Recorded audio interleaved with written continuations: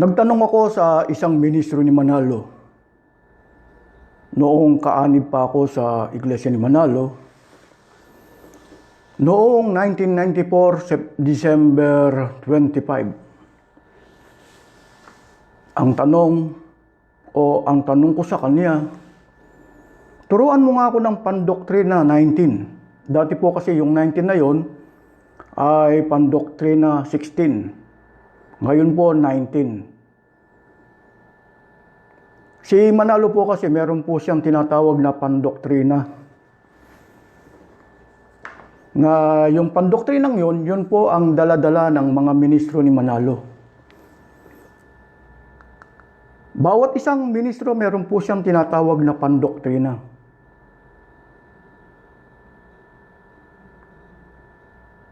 Kaya kahit na po kayo, dapat magtanong din kapag meron kayong makita na mga tagapagturo, lalo na sa Iglesia ni Manalo. May tumatawag kaya di po tayo nakapagpatuloy. Ganito po kasi may mga tumatawag kaya hindi maiwasan ang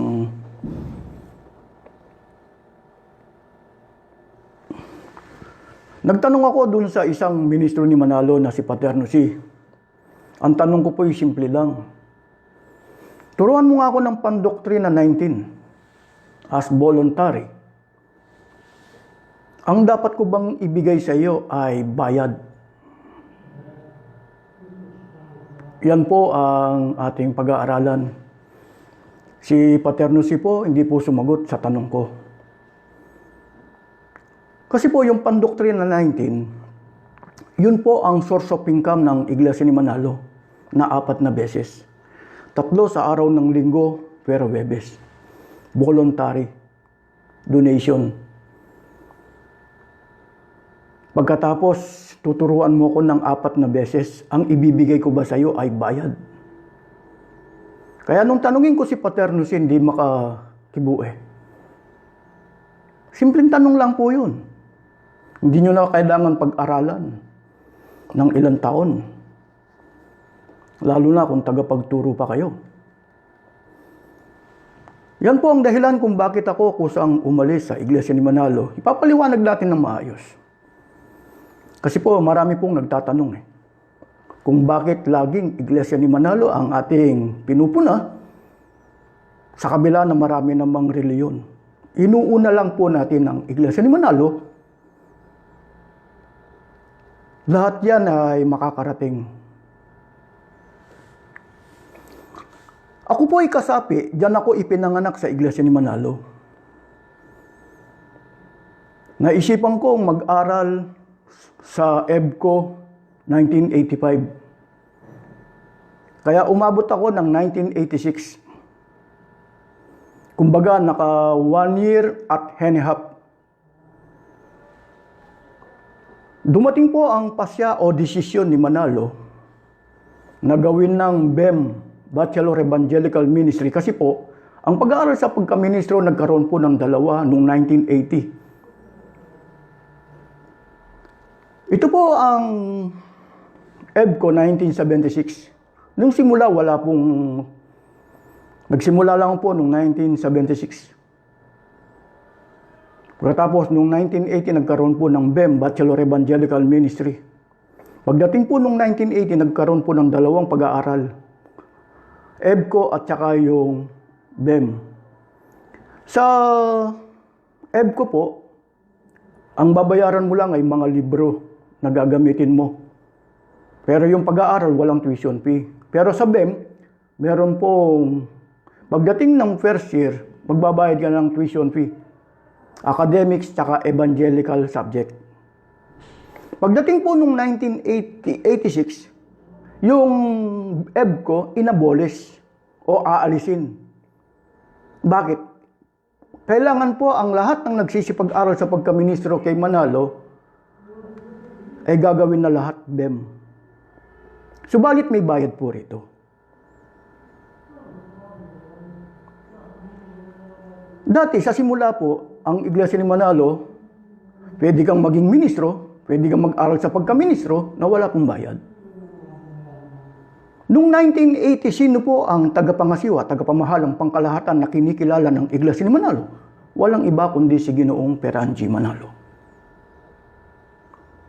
Kaya nagkaroon po siya ng palibot liham sa bawat distrito na i-abolish yung EBCO, ang lahat BEM na, pag-isahin sa BEM. Yun po. Kaya meron pong nagtanong na ministro ni Manalo nung panahon ng 1986 September, kay Rodolfo de Vera siyang district minister noon. Ngayon, kumikita na tayo ng bayad. Kumikita na tayo ng bayad. Anong isasagot natin kapag kami nagtanong? Huwag nang sagutin ang tanong na yan.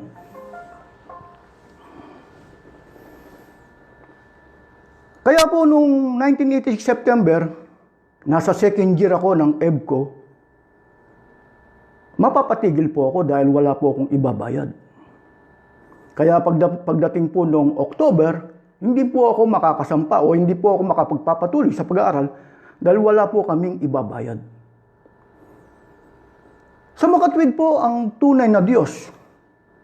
Kung tunay na Diyos ang ating kinikilala, namimili na siya. Kung sino lang po yung may ibabayad, pero hindi po ako naniniwala sa ganun. Hindi ako naniniwala sa ganun na mamimili ang Diyos. Kung sino lang yung may ibabayad, siya lang may karapatan mag-aral sa pagkaministro o pwedeng maging ministro. Kaya napatigil po ako sa pag-aaral sa Iglesia ni Manalo. Pero patuloy pa rin ang aking pagsisiyasat, pagsusuri. Kaya lagi po ako nagbabasa ng Biblia. Naisipan ko pong magtanong noong 1988. Sa pamagitan po ng sulat kina Peranio G. Manalo at kay Vivencio Pineda. Kaya yung sulat na yon nakarating sa kanila. Kaya ganun silang tumawag kay Zarate. Noong 1988, ang district minister po ng Tarlac ay si Ricardo Zarate. Kaya nabigla sila na kung sino yung Renato pasukin. Kaya pinahanap po nila ako sa isang ministro na destinado ng lokal ng Panampunan na sa ngayon ay lokal ng Matatalayb. May kasama siyang 2 diakono para iharap nila ako kay Ricardo Zarate. Ang sabi ni Ricardo Zarate, bakit hindi ka na lang sa akin nagtanong? Ang sabi niya, bakit doon pa? Sabi ko, hindi niyo po kayang sagutin ang aking mga tanong. Ano? Nabigla si Ricardo Zarate. Sabi niya, doktor, abogado, nagtatanong sa kanya. Nasasagot niya. Pero yung mga tanong ko po, hindi nyo kayang sagutin, sabi ko. Ano? Alam nyo po kung bakit ako. Ngayon po, ang pag-aaral sa pagkaministro ay may bayad. Wala! Meron. Wala! Meron! Ako mismo, nagpapatunay. Tapos sasabihin niya, sige, sabi niya, pumaroon ka. Kay kapatid na Vivencio Pineda, sabi niya, kung ano yung sagot nila, yun ang sagot ko. Alam nyo po, pagpatuloy lang muna natin ang pag-aaral para maunawaan at maintindihan po ninyo. Ano po? Sumakay ako sa isang sasakyan na papuntang sentral. Yung sasakyan mismo ng distrito sa pamagitan ni Del Rosario na siyang auditor ng Tarlac para dalhin ako kay Vivencio Pineda. Pagharap ko kay Vivencio Pineda, pinabasahan niya ako ng talata. Mateo 18:18. Mas maganda po, babasahin po natin. Magandang balita, Biblia. Ito po ang pinag-aawayan ngayon ng Assembly of Yahusa at saka yung Iglesia ni Eduardo Manalo. Pinabasahan po ako ng talata. Kapatid, itong dahilan kanya kung bakit nakapagpasya ang kapatid na Erdi na may bayad. Basahin ko. Napakasimpleng bagay lang po nito. Mateo 18:18. Pakinggan po ninyo kung anong sinasabi rito. Sinasabi ko sa inyo, anumang ipagbawal ninyo sa lupa ay ipagbabawal sa langit, at anumang ipahintulot ninyo sa lupa ay ipahihintulot sa langit.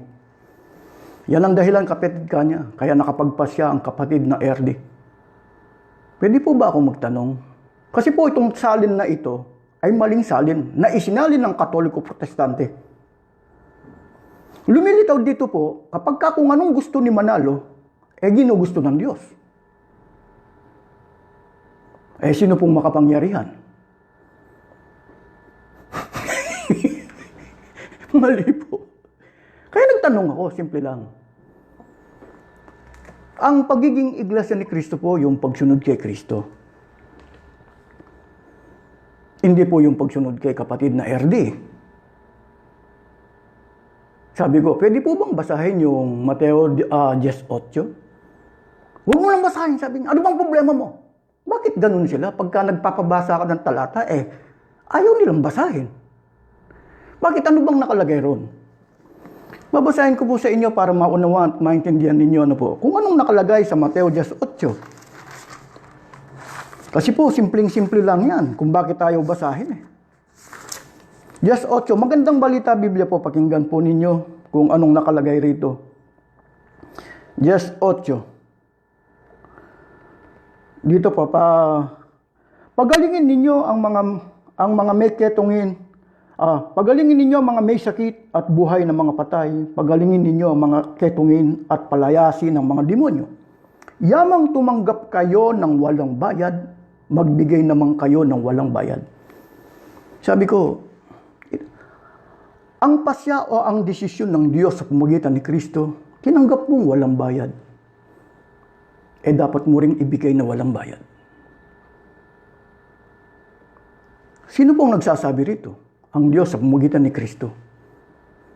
Sino yung sumasakay sa 18:18? Si Peranji Manalo. Anong pasya ni Manalo? May bayad. Sino ang susundin ko? Ang pasya ng Diyos sa pamamagitan ni Kristo na walang bayad? O yung may bayad? Sabi niya, ano bang problema mo? Sabi niya. Sige, tawagin mo yung sekretary. Inalam. Ano bang naging problema ng kapatid na ito? Bakit? Ganito na lamang kung magtanong, sabi ni Bibencio Pineda. Bagsak po ng NCE. Pero ulitin ko po yung 18 na po. Ang pasya ng Diyos sa pamamagitan ni Kristo, yamang tumanggap kayo ng walang bayad, magbigay kayo ng walang bayad. Bakit ayaw niyang sumunod sa Diyos? Nitong mga ministro na ito, katulad ni Bibencio Pineda. Tatandaan po natin, kung matalino po kayo, ito pong sina Peranji Manalo, sina Manalo, umaasa na nga lang sa bigay, sa pamamagitan ng 4 na beses. Hindi sila nagkasya. Kailangan sisingil sila ng tuition fee sa pamamagitan ng pag-aaral sa pagkaministro. Ang bukang bibig ng iglesia ni Manalo, sa pamamagitan ni Manalo, ang pasya ng pangangasiwa, desisyon ng pangangasiwa. Pero hindi inaalam kung saan nagmula yung desisyon. Ako hindi ganun Kaya inalam ko Kaya nagtanong ako Anong basihan nila? Wala.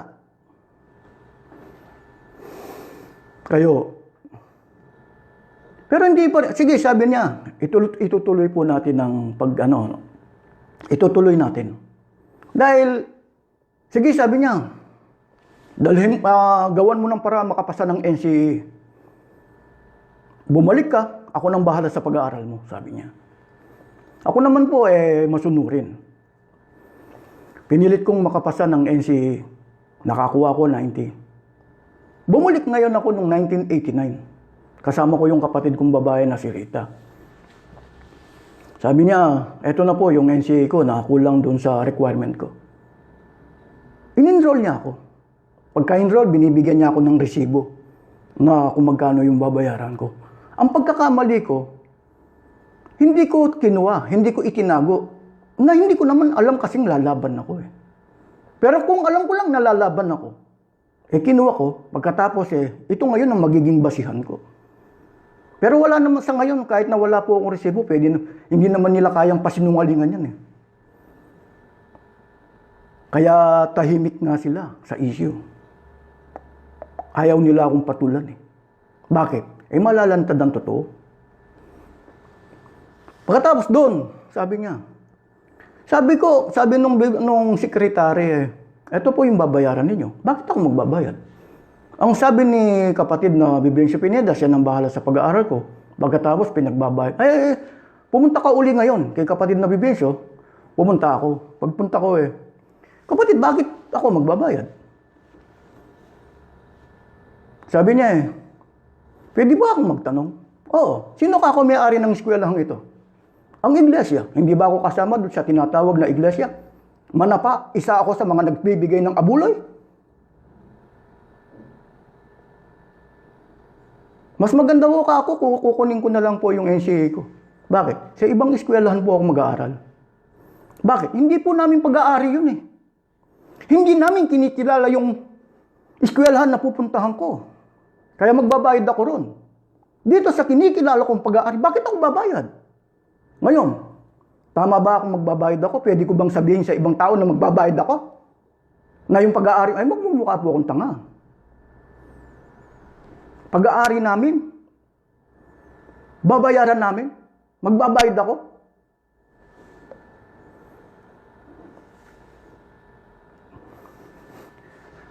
Yun po ang dahilan. Ngayon, kaya ganyan po ako nakapag-aral sa dating TSU, ang pangalan TSU, Tarlac State University. Nakalimutan ko na ang unang pangalan yan eh. Pero noong mag-aaral na ako, binago na yan, naging Tarlac State University. Naka-first year ako, 1989. Sinubukan ko mag-aral ng EED, Elementary Education. Nagkaroon ng problema, hindi rin po ako nakapagpatuloy sa pag-aaral ng EED, Elementary Education. Dahil mahina po ang ulo ko, mahina ako sa English eh. Sa ginagawa kong pagsusuri, pagsisiyasat, doon ko nabasa yung Isaias 24:15-16 noong September 5. Sa aking pagbabasa ng Biblia, nabasa ko yung Isaias 24:15-16. Muli kong babasahin sa inyo kung anong nakalagay rito. Isaias 24:15-16. Kaya't luwalhatiin ninyong Panginoon sa silanganan, sa makatwidbagayang pangalan ng Panginoon ng Diyos ng Israel sa mga pulo ng dagat. Mula sa kaduluduluhang bahagi ng lupa'y nakarinig kami ng mga awit kaluwalhatian sa matwid. Ngunit aking sinabi, namamatay ako sa aba ko, ang mga manggagawang taksil ay nagsisigawan may kataksilan. Oo, ang mga manggagawang taksil ay nagsisigawan na may lubhang kataksilan. Gumawa po akong sulat. September 5 o September 6. Pinaabot ko kay Ginoong Peranji Manalo at saka kay Bibencio Pineda. Tinawag ko silang manggagawang taksil.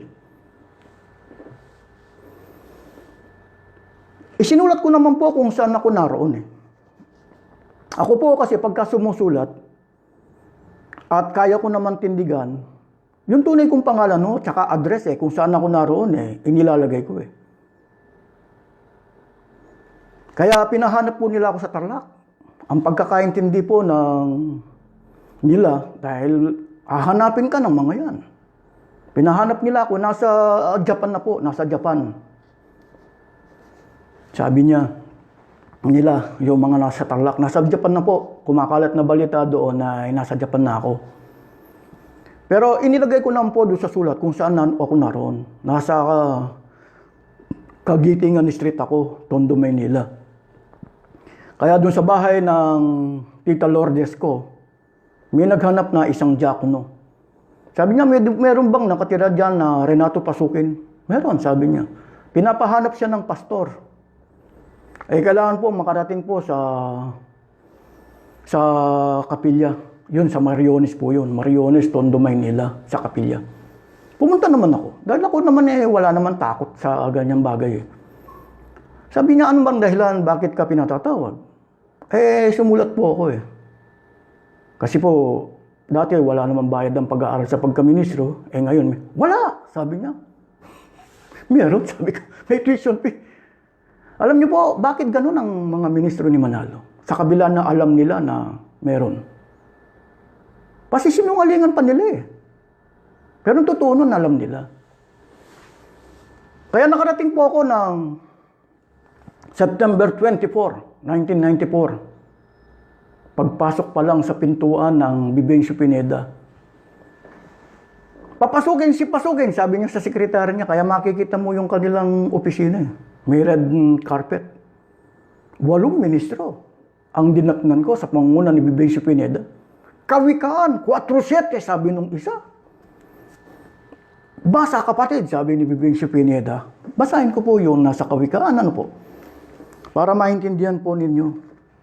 Nasa Magandang Balita, Biblia, Kawikaan, 4:7. Ito raw po ang dahilan kung bakit nagkaroon ng bayad. 4:7. Ito po, nakalagay. Unahin mo sa lahat pagtuklas ng kaalaman. Ito'y pilitin mong mata mo kahit gaano kamahal. Biglang sigaw ni Vivencio Pineda.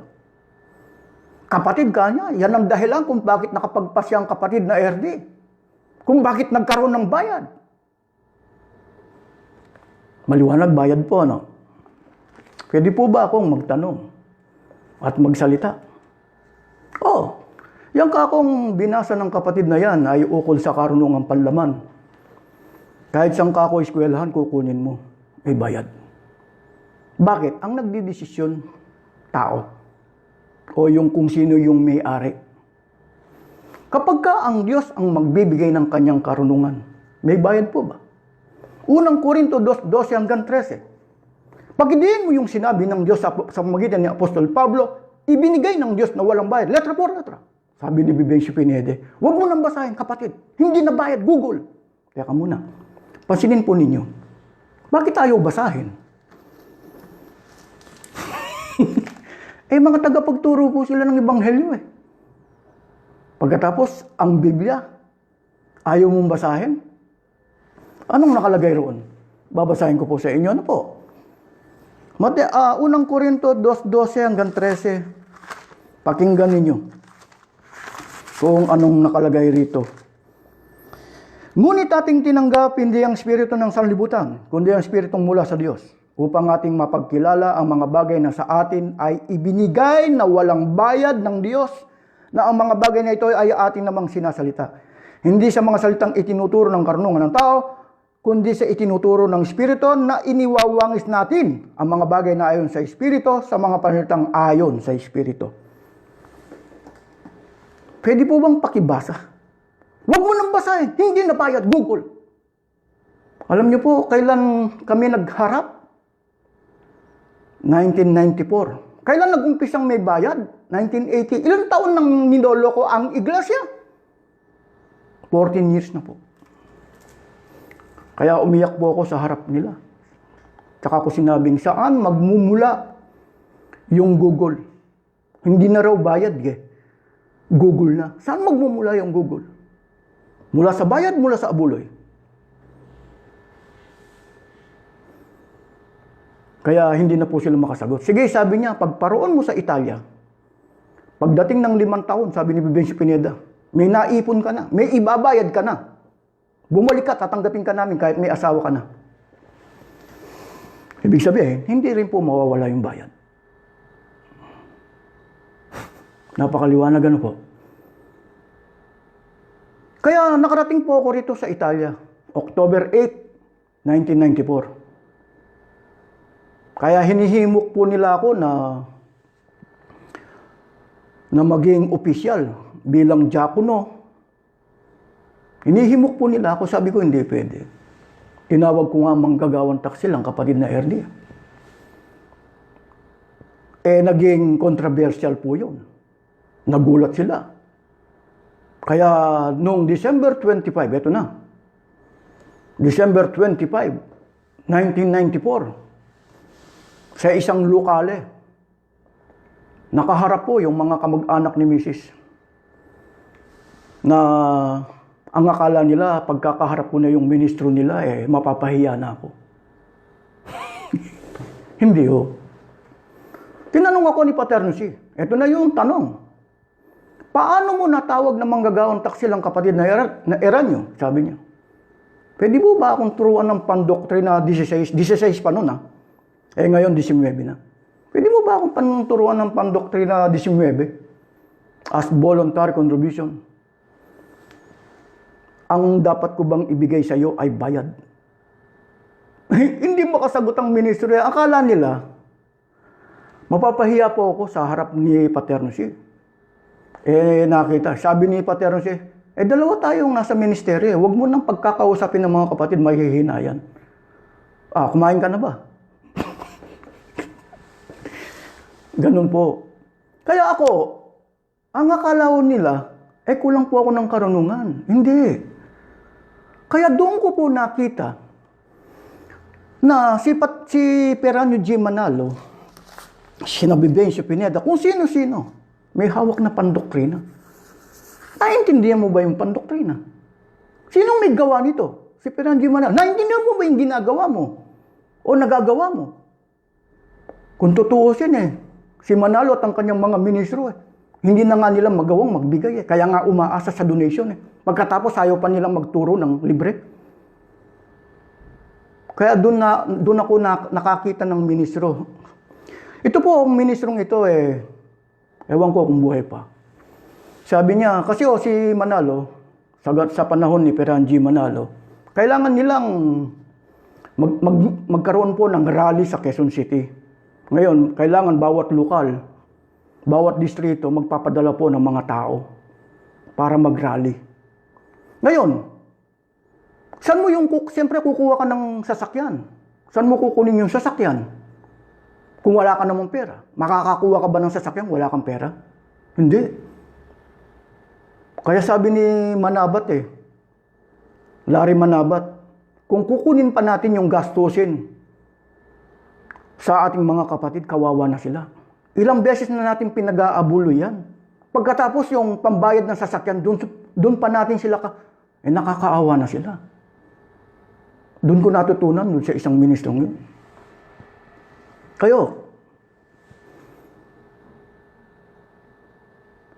Kaya may pondo Yung lokal, yung tinatawag ng lokal, tsaka yung distrito, may mga pondo yan. Pero ayaw galawin. Kinakailangan magkaroon pa ng panibagong expenses. Tinatanong ko kayo, anong lifestyle ni na Manalo sa kabila na nabubuhay sila sa bigay? Pagkatapos ayaw nilang magturo ng libre. Kayo. Di bali sana kung ang nakikita ko, nagtataka naman ako. Si Peranio G. Manalo sa panahon niya, meron na siyang helicopter, meron na siyang bahay, meron na siyang opisinang napakaganda. Kumakain niyan sa oras. Kumbaga, hindi ka na mawawala sa sarili mo. Kasi busog ka na Di ba? Kailangan alam mo yung turo mo Naiintindihan mo yung turo mo. Huwag kang mawawala sa turo mo dahil busog ka. Hindi ka naman nagugutom bakit nawawala ka? Pagka ganito ang naging motibo mo, talagang magugutom ka. Kaya lang hindi sa pangmaterial na bagay. Ibig sabihin, hindi sa pagkain. Sa kayamanan, magugutom ka. Ibig sabihin, kailangan mong gamitin na puhunan o kapital. Kasi kung meron po kasing ibang nag-aral naman kasi ng tao. Bong sabi niya, nagtayo sila ng eskwelahan. Saan naman kukuha ng pang-maintenance? Bakit tumigil ba yung abuloy? Ngayon, may bayad na. Bakit ayaw mo pa rin sabihin may bayad? Tsaka, gusto ko pong ipapansin sa inyo. Ang pag-aaral sa pagkaministro sa Iglesia ni Manalo o yung pagmiministro sa Iglesia ni Manalo 13 years. Pagmiministro sa Iglesia ni Manalo 13 years. Ngayon, araw at gabi hawak nila ay pandoktrina. Pag-aaralan mo. Ano yung nasa pandoktrina 19? 4 na beses, voluntary contribution. Anong ginagawa mo? Nagbabayad ka. Bakit? Nagmumukha kang tanga eh. Pinag-aaralan mo, minememorya mo, kahit hindi ka nagagamit ng Biblia, memoryado mo yan eh. Oh, pagka tinanong ka eh, saan mababasa sa Biblia? Wala. Ibig sabihin po, ang ibig kong sabihin ganito po, memoryado mo yung pandoktrina eh. Pagkatapos pinagbabayad ka. Eh dapat magtanong ka eh, kapatid eh, ano pang silbi nitong pandoktrina na araw-araw sa 13 years eh. Memoryado ko na eh. Pagkatapos pinagbabayad mo ako. Lalo na pag-aari namin, hindi namin. Pero kung ganito po ang layunin nila, ikalawang Pedro, 2:3, pakinggan ninyo kung anong nakalagay rito. Ito po yung pinakalayunin eh.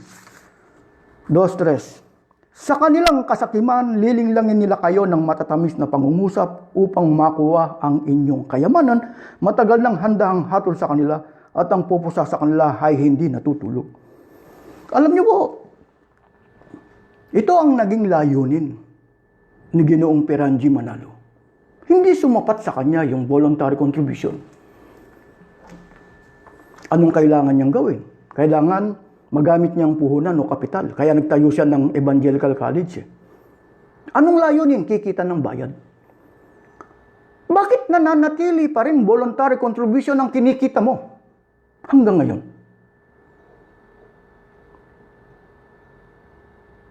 Eh malapit ng araw ng paghuhukom, hanggang ngayon ba nananatili bang voluntary contribution? Ang totoo po nun, ito pong pandoktrinang ito na hawak ko, na ginawa rin ni Peranji Manalo, ang pinakahuli po nito 22, leksyon 22. Ang ginawa po ni Manalo, nung lumabas na ako sa iglesia ni Manalo, nakikita nilang may lumalaban sa kanila, gumawa siya ng 25. Ibig sabihin, dinagdagan. Dati dito po sa pandoktrinang ito, nasa 16 yung voluntary contribution. Ngayon, ang ginawa niya, ipinalit po niya, ang ginawa niyang 19. Kaya ang iglesia ni Manalo, hanggang ngayon, voluntary contribution pa lang ang kinikita. Ang source of income ng iglesia ni Manalo hanggang ngayon ay voluntary contribution.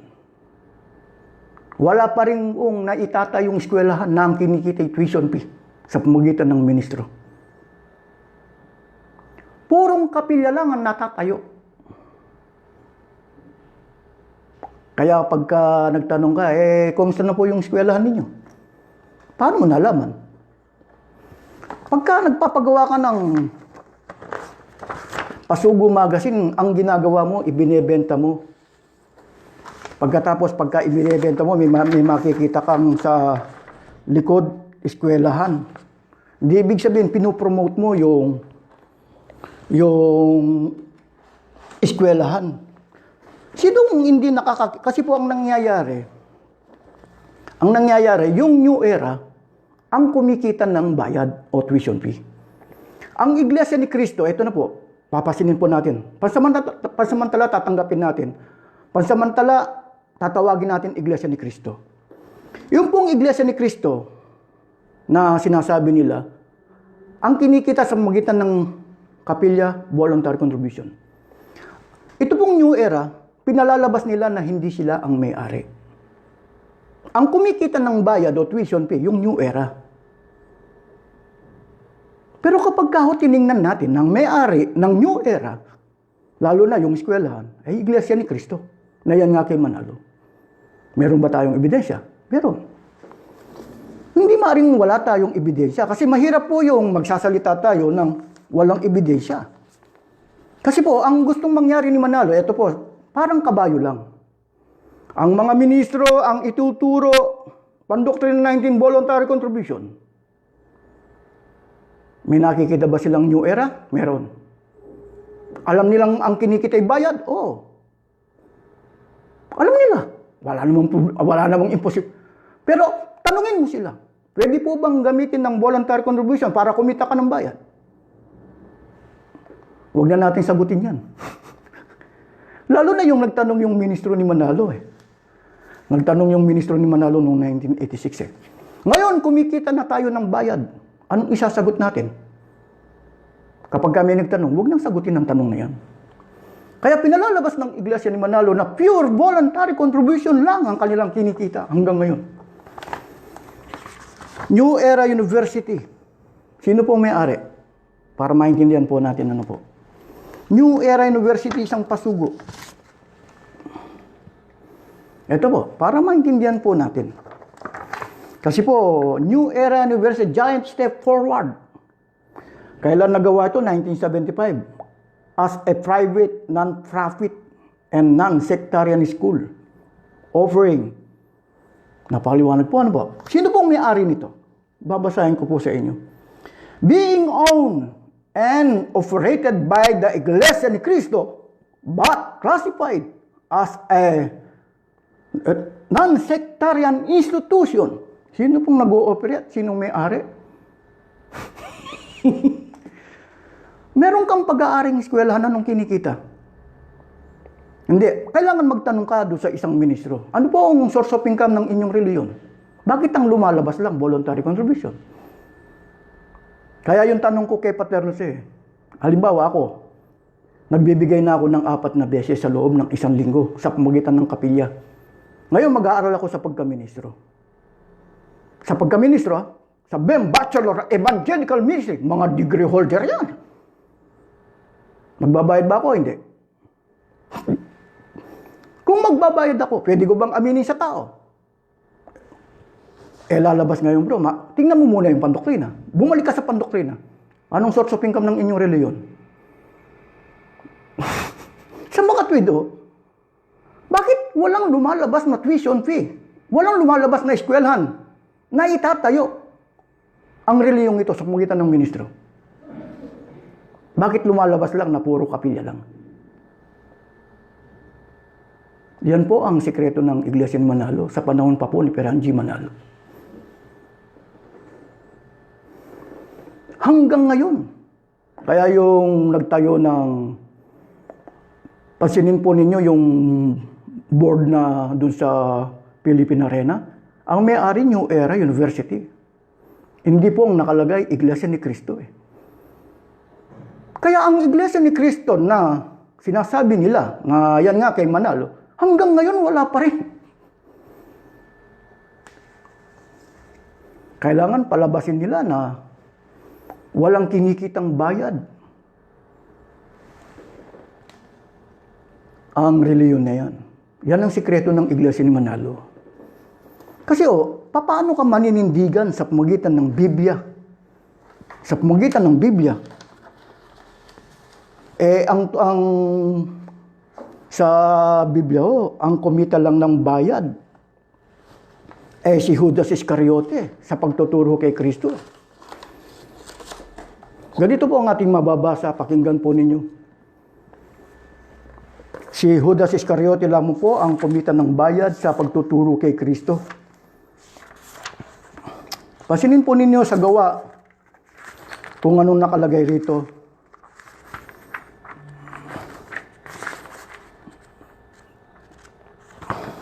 Ito po, sa pamamagitan ng bayad na tinanggap ni Judas sa paggawa ng kasamahan, bumili siya ng lupa at doon siya bumagsak ng patiwarik dahil dito pumutok ang kanyang tiyan at lumuwa ang kanyang bituka. Sino po ang, sa panahon po ng mga apostol, sino yung kumitan ng bayad sa pagtuturo kay Kristo? Si Judas. Napakaliwanag po.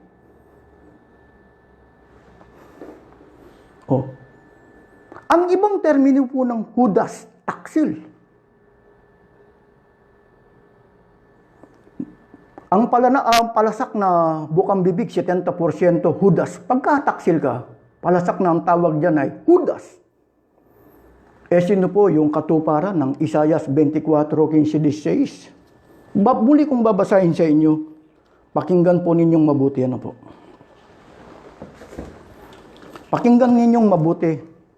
Isaias 24, kung sino po ang mga Judas sa panahon ngayon. Judas, na ang kinikita'y bayad. Kaya't luwalhatiin ninyo ang Panginoon sa silanganan, sa makatwid bagay ang pangalan ng Panginoon, ng Diyos ng Israel, sa mga pulo ng dagat. Mula sa kaduluduluhang bahagi ng lupay nakarinig kami ng mga awit, kaluwalhatian sa matwid. Ngunit ating sinabi, namamatay ako sa aba ko ang mga manggagawang taksil. Taksil, mga Judas. Ano pong ginawa ng Judas? Nasa ngayon, sinang Ginoong Peranji Manalo sa panahon niya, kailangan nilang kumita ng bayad. Sa anong dahilan? Hindi po sapat ang voluntary contribution. Ang problema po natin, hanggang ngayon wala pa rin kinikitang bayad o tuition fee ang reliyon na yan. Kayo, naniniwala ba kayo na meron silang eskwelahan na ang pangalan niya New Era? Baliktarin mo era nyo. Lagyan mo ng letter P yung era nyo, nagiging pera ninyo, university. Oh. Wala ba silang pag-aaring eskwelahan, hospital, dormitory, arena? Na ang kinikita ay tuition fee, hospital fee, payment. Bakit lumalabas voluntary contribution pa rin? Malapit na ang araw ng paghukom. Napakasimpleng tanong lang. Kaya ang iglesia ni Manalo, si Manalo para lang kabayo. Yung mga ministro niya. Kailangan, ano man ang mangyari, palilitawin nila na voluntary contribution lamang ang kinikita. At walang bayad. Kapag ka pinansin po nyo yung binasa natin, kapag ka ang eskwelahan, non-sectarian, kahit anong reliyon mo, pwede kang mag-aral. Basta may ibabayad ka. O may pang-tuition fee ka. Iglesia ni Manalo, pinagbabawalan niya ang kanyang mga kasapi na huwag magsipag-aral sa mga pag-aari ng reliyon na eskwelahan. Bakit? Monopoly yan eh. Ngayon mabibigatan siya dahil pandemic. Ewan ko kung paano kumikita. Sa tingin ko, krisis eh. Ang gumagana lang ngayon, sa tingin ko, yung Peranyo General Hospital. Kaya pagka nakikipagtanungan ka, simple lang naman. Patutuo ng Iglesia ni Manalo. Paninindigan ng Iglesia ni Manalo. Teka muna, sagutin muna natin. Mahirap kasi yung sinasabi ng Iglesia ni Manalo eh. Sila ba ang katuparan ng Isaias 24:15-16? Kasi kailangan sagutin po natin kung sino po yung mga Judas. Paano natin malalaman na sila ang katuparan ng Isaias 24:15-16? Kasi paborito ito. Ito po kasi, kaya ko po ini-issue to. Dahil yung pong Assembly of Yahusa, inililigtas nila si Peranji Manalo. Sa panahon daw po ni Eduardo Manalo natupad yung Isaias 24:15-16, hindi po. Sa panahon pa po ni Peranji Manalo. Nagkaroon po ng bayad. Kaya kapag binasa natin ang 1, Kapitulo 10, talatang 12-13, ang upahan, hindi tunay na pastor, ginagawa po ni Manalo. Ni Peranji Manalo sa panahon niya. Ako po mismo nagpapatunay. Ngayon, sino pong katuparan ng Isaias 24:15-16? Ganito po ang ating mababasa sa isang pasugo. Kaya inuulit ko lang po, wala pong silbi ang inyong mga kapilya. Padalahan lang ng pera para mawalan ng pera ang mga tao sa bawat baryo, sa bawat lokal, o sa bawat baryo, sa bawat bayan, para makarating kay Manalo, gagamitin puhunan o kapital. Ang pagninegosyo ng lahat. Ano man ang reliyon mo, basta't may pambili ka, may pambayad ka. Babasahin ko ulit.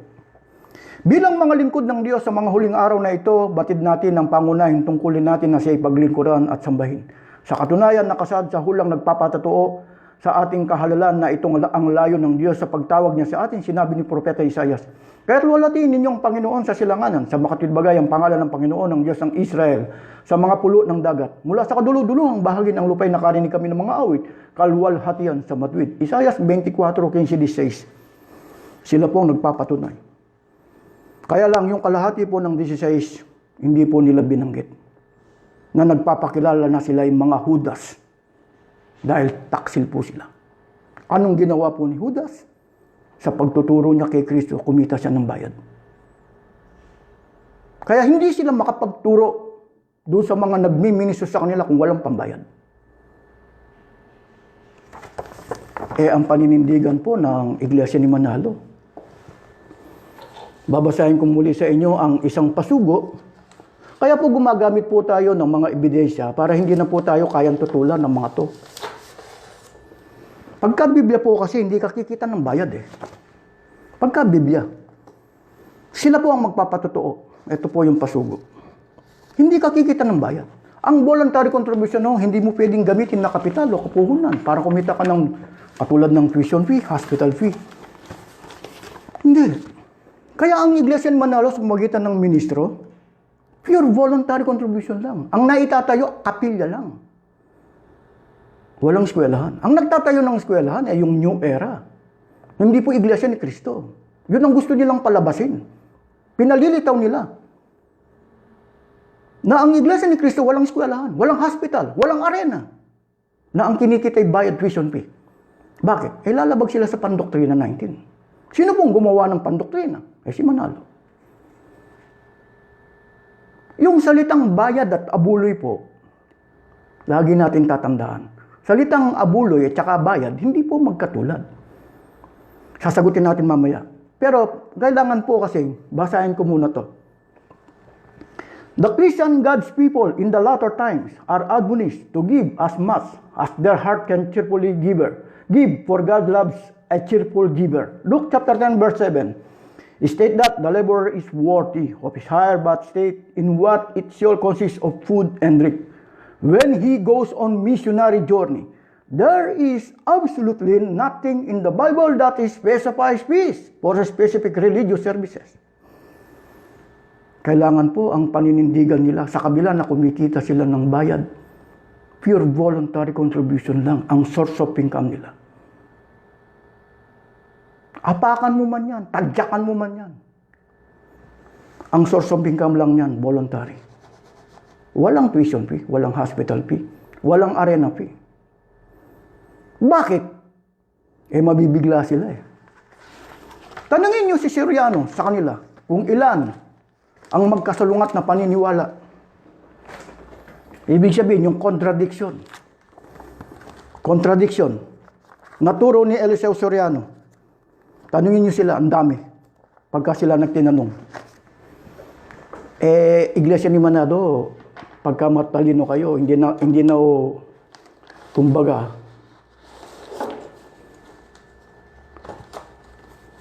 hindi na kayo kailangan marami pang alam. Ang kailangan lang, alam nyo lang na yung abuloy at saka bayad ay magkasalungat yan.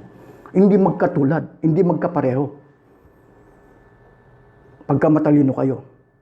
Ngayon, kapag mangbang kayo, yan ay magkapareho. Katulad nyo na Manalo at ang kanyang mga ministro, mangbang yan Pagka matalino po kayo na yung salitang bayad at salitang abuloy, hindi po magkatulad yan.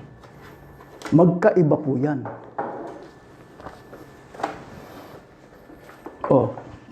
Pagka ang isang reliyon may magkasalungat na paniniwala, kaya nga po ang paninindigan ng Iglesia ni Manalo sa pamamagitan ng ministro na ang kanyang source of income lang ay voluntary contribution.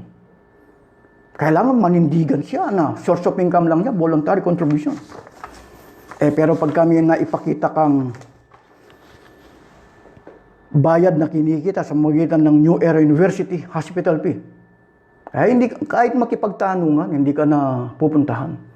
Hindi na sila sasagot. Anong source of income po ng New Era University? Anong source of income po ng Perano General Hospital? Anong source of income po ng hindi pa pag-aari ng inyong reliyon yan? Hindi nakikibuo mga yan. PP na mga yan. Bakit? Kailangan po ang palalabasin nilang na source of income, Pandoktrina 19, voluntary contribution. Sino may gawa niyan? Sa panahon pa po ni Peranji Manalo. Kaya nagkaroon po ng wag lalaban sa pamamahala. Babasahin ko po sa inyo. Yung salitang bayad at saka salitang abuloy, hindi po magkatulad. Hence, any church with conflicting beliefs bear the indelible mark of a fake or false church, one that is not of God.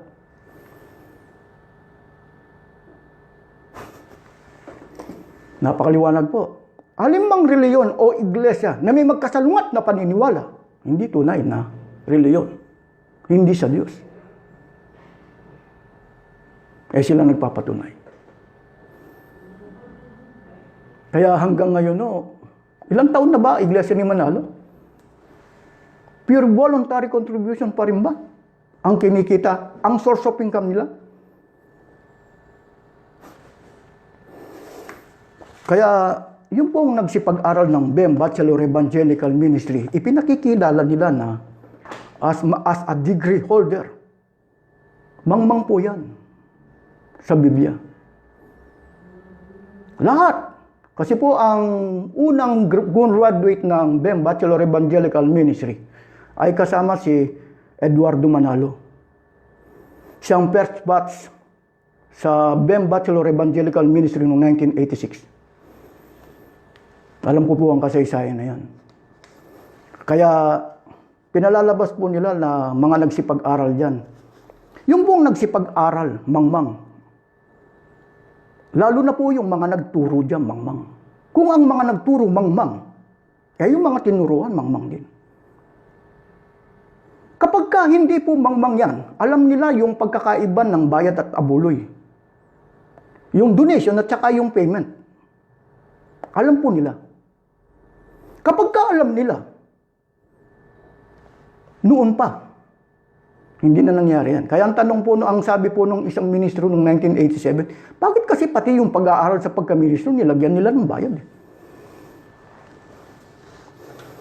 Doon nagsamantala si Manalo.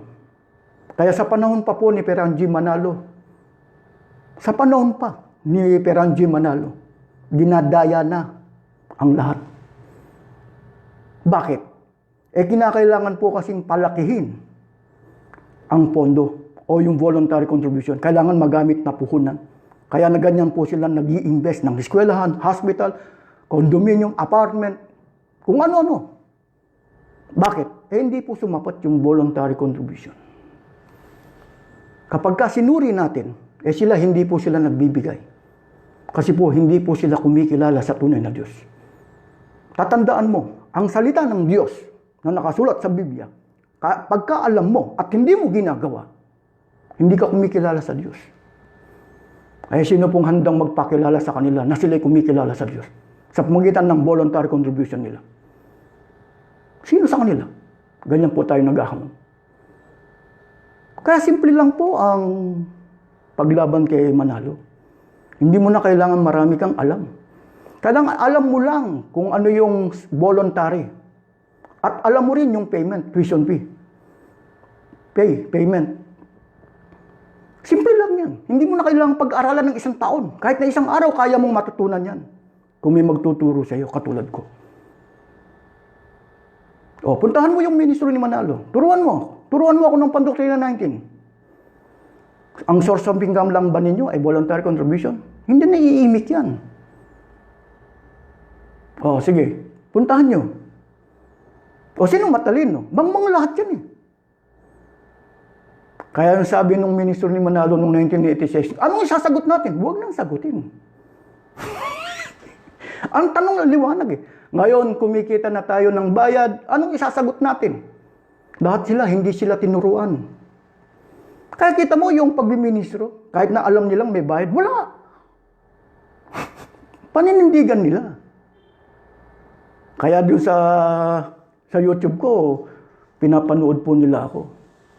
Kailan nag-start po ang BEM Bachelor Evangelical Ministry? 1980. Ang pasugo kailan nagkaroon ng bayad? Sa panahon pa po ni Peranji Manalo. Kailan natupad yan? Sa panahon pa po ni Peranji Manalo dahil doon sa pagkakatatag ng church administration para palitan yung God rules. ang ipalit administrative rules. Nagawa nila. Ang isa, ang sabi ni Kristo, Diyos 12:13, ang upahan di tunay na pastor, ginawa nila.